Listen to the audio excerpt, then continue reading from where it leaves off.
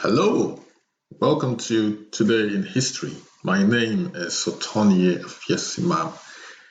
If you're here for the first time, thanks for dropping by. If you're a returning visitor or subscriber, welcome back.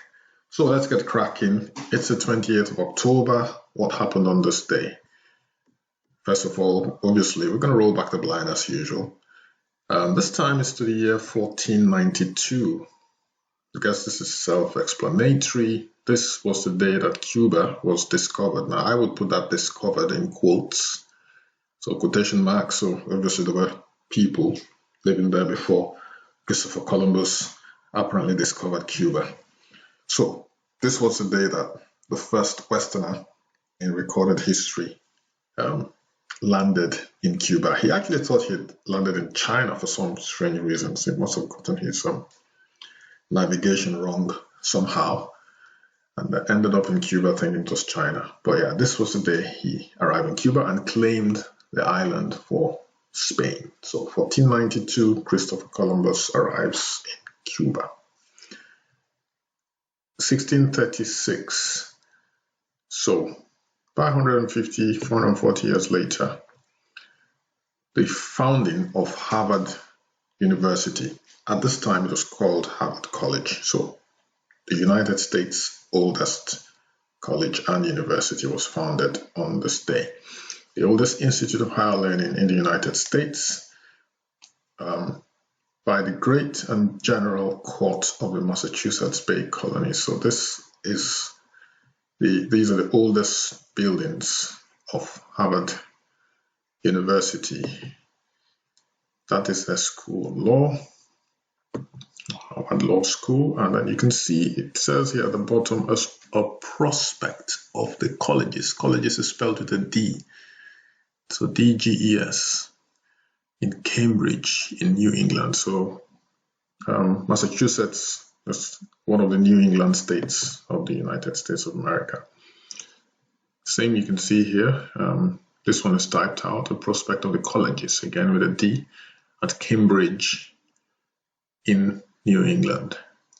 So that is a bit about the founding of Harvard University. It says here, Harvard was founded in 1636. The college trained many Puritan ministers. The takeover of Harvard by the Unitarians in 1805 resulted in the secularization of the American college. Charles W. Eliot, President 1869 to 1909, eliminated the favored position of Christianity from the curriculum while opening it to student self-direction. So yeah, a lot of the universities around the world, the early universities were founded on Christian ethos. So Harvard is not an exception, but they tried to liberalize this university. Guess eventually to welcome people of all faiths as well. All faiths and no faith, I must add. So that's Harvard University. So there's a plaque here which reads, after God had carried us safe to New England, and we, spelled with two E's, and we had builded, the builded obviously is a V, so the U is etched out as a V. So this is a bit of Old English for you. So I'll carry on. Builded our houses, provided, so V and U, exactly the same character. Provided necessaries for our livelihood. Livelihood is spelled as two words, so Liveli, and then hood. Reared convenient places for God's worship, and settled the civil spelled with two L's at the end, civil government. One of the next things we longed for and looked after was advanced learning and perpetuate it to posterity, dreading to leave an illiterate ministry to the churches when our present ministers shall lie in the dust. So this is New England's first fruits. Right. I'm going to read this again because I did stop and explain a few things along the way. So I'm just going to read it straight again. After God had carried us safe to New England, and we had builded our houses, provided necessaries for our livelihood, reared convenient places for God's worship, and settled the civil government, one of the next things we longed for and looked after was to advance learning and perpetuate it to posterity, dreading to leave an illiterate ministry to the churches when our present ministers shall lie in the dust. So New England's first fruits. Right, a few more pictures and then we shall go on to the next item on this day. So this is Harvard University today. That's what it looks like. Okie dokie, let us now move to the year 1704. This was the day that the English philosopher John Locke died. He is the one pictured right here. Let me tell you a bit more about John Locke. He was a philosopher and physician, widely regarded as one of the most influential Enlightenment thinkers and commonly known as the father of liberalism. Considered one of the first of the British empiricists, following the tradition of Sir Francis Bacon, Locke is equally important to social contract theory. His work greatly affected the development of epistemology, and political philosophy. His writings influenced Voltaire and Jean-Jacques Rousseau, many Scottish Enlightenment thinkers, as well as American Revolutionaries. His contributions to classical republicanism and liberal theory are reflected in the United States Declaration of Independence. So this was an English philosopher who influenced American history. Okay, so John Locke died on this day in 1704. English philosopher and physician whose classical republicanism and liberal theory are reflected in the United States Declaration of Independence. Let's move on to the year 1726. Irish author Jonathan Swift anonymously published travels into several remote nations of the world on this day. That was later called Gulliver's Travels, as you probably know. That's a keystone of English literature that helped give birth to the novel form. So, Irish author Jonathan Swift published Gulliver's Travels, which was known as Travels into Several Remote Nations of the World, on this day in 1726. Let's move on now to the year 1886. This was the day in New York that the Statue of Liberty was dedicated. I did a video about the Statue of Liberty a few months ago, I think. So go check it out. If I can't find it, just go check it out. But if I find it, I'll put a link right here, right now. So Statue of Liberty dedicated on this day in 1886 by US President Grover Cleveland. It was a gift from the people of France to the people of the United States on Bedloe's Island. Bedloe's Island is now called Liberty Island, located in Upper New York Bay. A few more pictures. That's the dedication by President Grover Cleveland. And some more pictures, one more picture of the dedication on this day. Okay, 1914, 106 years ago, this man called Jonas Salk. He was an American physician and medical researcher. He was born on this day. He developed the first safe and effective vaccine for polio. Born in New York City, he attended the City College of New York and New York University School of Medicine, later choosing to do medical research instead of becoming a practicing physician. So that is Jonas Salk, who developed the first safe and effective vaccine for polio.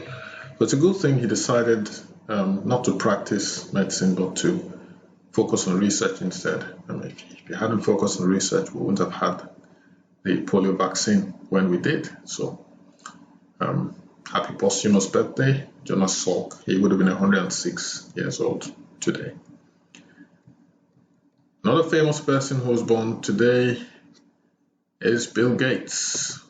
At one point, the wealthiest man in the world. He is an American computer programmer, businessman, and philanthropist, best known as the co-founder of the Microsoft Corporation. And I'm going to end his segment with this quote right here in the picture here. It's fine to celebrate success, he says, but it's more important to heed the lessons of failure. Again, I totally agree. That's why this quote is right here on your screen. Totally agree. Especially with the projects I've been embarking on over the last few months, especially one of which is this, my YouTube channel. When I started 5 months ago, I was hardly having any views. The views I've had on this channel since I created it about 10 years ago, I've had probably more views in the last 5 months than in the previous 9.5 years. So it's always good to start something. You have an idea, just start it. It's not going to be perfect. You're not going to start perfectly. It's better to start, and then you learn from your failure as well. I've tweaked my videos, improved on them. There's still a lot more room for improvement.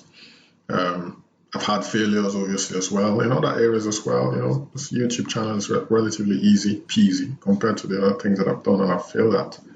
So eventually I'm going to leave a link to my other channel so you can see the other stuff that I've done or that I am doing and I have failed spectacularly at. But success is just around the corner. So when that success comes, I'm going to refer you back to this video, this segment of this video, so that you understand exactly what I'm talking about. Anyway, again, I agree with Bill Gates. It's more important to heed the lessons of failure, because when you heed the lessons of failure, you reduce the amount of failures that you encounter moving forward. Okay, let's move on to the next person of note that was born on this day. This time it's Mahmoud Ahmadinejad. He is a year younger than Bill Gates, born in 1956. He served as the 6th president of Iran from 2005 to 2013. So, happy birthday, Mahmoud Ahmadinejad, former president of Iran. 1965, so 9 years later, this was the day that the Gateway Arch, pictured right here, in St. Louis, Missouri, designed by Finnish-born American architect Eero Saarinen to commemorate St. Louis's historic role as the gateway to the West, was completed. So this is the Gateway Arch in St. Louis, Missouri, completed on this day in 1965. I'll show you some more pictures. Gateway Arch. Massive structure. The Gateway Arch is a 630-foot monument clad in stainless steel, built in the form of a weighted catenary arch. Interestingly, I didn't know this, it is the world's tallest arch and the tallest man-made monument in the Western Hemisphere, and Missouri's tallest accessible building. So that is a bit about the Gateway Arch, which was completed on this day in 1965, the tallest man-made monument in the Western Hemisphere. 1967, I so adore this lady, always smiling. Full name, Julia Fiona Roberts. She's an American actress and producer. She established herself as a leading lady in Hollywood after headlining the romantic comedy film Pretty Woman Pretty woman walking down the street. Go check out the song if you haven't heard it. I'm sure you have, by Roy Orbison. Pretty Woman, which was released in 1990, grossed $464 million worldwide. She has won 3 Golden Globe Awards from 8 nominations and has been nominated for 4 Academy Awards for her film acting, winning the Academy Award for Best Actress for her performance in Erin Brockovich in the year 2000. Her films have collectively brought box office receipts of over $2.8 billion US, making her one of the most bankable actresses in Hollywood. She is worth $250 million. So that is Julia Roberts, who was born on this day. She is 53. So happy birthday to the beautiful, gorgeous Julia Roberts. 1971. This was the day that the United Kingdom launched its first Earth satellite, christened Prospero. So that's what it looks like. Launched on this day in 1971. Last but not least, on this day in 2007, Cristina Fernández de Kirchner, Argentine lawyer and politician, became the first woman elected president of Argentina. She has also served as the vice president of Argentina since 2019 and the first lady during her husband, Nestor Kirchner's tenure, who served as president of Argentina from 2003 to 2007. That's interesting. It's the first time I've heard that a husband and wife are president of the same country. So, probably the first time ever. Drop me a comment in the comment section if you know of any other couple who have been president, who have both been president of their country. So on that note, guys, I'm going to wrap it up for today's Today in History. Once again, my name is Sotonye Afiesimama. Thank you for dropping by. This has gone off center a bit, so I'm just re-centralizing this. I shall see you tomorrow. I hope you liked the video. Give me a thumbs up if you did. And consider subscribing if you haven't subscribed already. Click the notification bell so that you receive updates of my video uploads.